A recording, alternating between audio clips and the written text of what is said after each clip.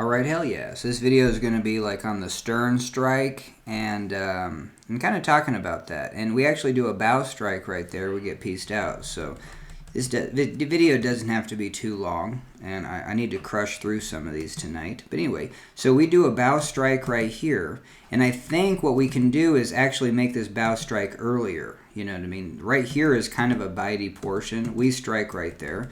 You know what I mean? So essentially we might be able to strike earlier. And we're going to talk about that and why we might want to strike this earlier.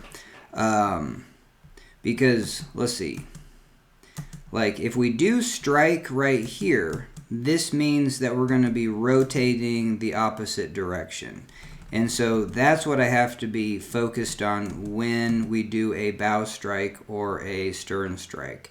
Especially when we're coming in and forcefully, you know what I mean, like winding up the bow or winding up the stern, because technically, like right here, we're making a clockwise rotation. We're rotating to the right. This is going to strike, and now we're rotating to the left. And so just from an awareness perspective, I have to be like, well, hell yeah, this has to be the new bow, and we got to drive this bow in. And so hell yeah.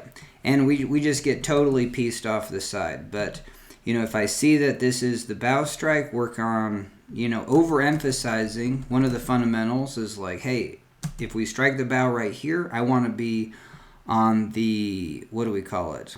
Just the diagonal. So there's the diagonal, and look what we do. We don't shift back. You know what I mean? So we do have something in our cards here. We actually shift a little bit forward. That's what I noticed. And what you want to avoid is this hit to be in line with your center of mass. Even though you're going to have more stability, and see what's going to happen. But if your objective is to stay on a small wave, you want to be avoiding that and then you want to be your mass on the portion of the boat. This stern is going to start to drive in. So there it did.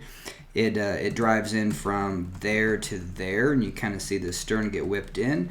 And I need to be on that. I need to ride that train back into this wave. So hell yeah.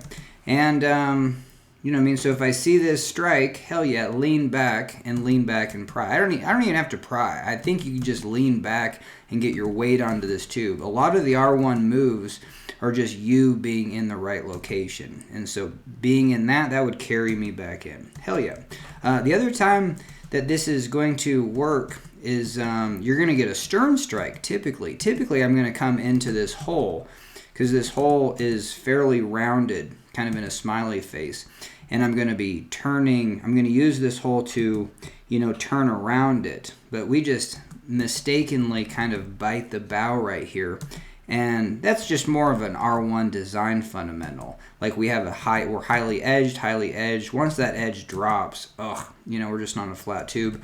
So there is, especially right around these areas, to have, if I'm over on this tube, to have maybe a V-shaped hole, a diamond-shaped boat on a V-shaped hole, just so this doesn't plow in so hard. So this was kind of just a surprise. But let's say I was just edging all the way around this pile, and now the bow, and I'm going to do like a pile turn. Typically what happens is the bow actually strikes right here.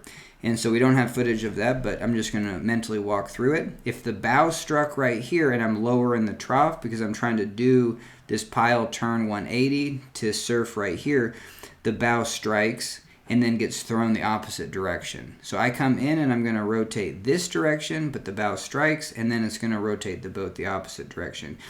And I'm sorry, this is the stern. So again, if we come in here and try to rotate around this pile, the stern might strike right here. That's typically what happens. And then the boat rotates the opposite direction. So the boat would rotate the opposite direction. And yeah, so even just taking this in reverse, if the stern did strike, rotate the opposite, I want to be on the diagonal. So I think for me, that's what I want to get out of this video. If you do a bow strike or a stern strike, be aware of your body on the diagonal and emphasize it. Like lean that direction, get your hips that direction.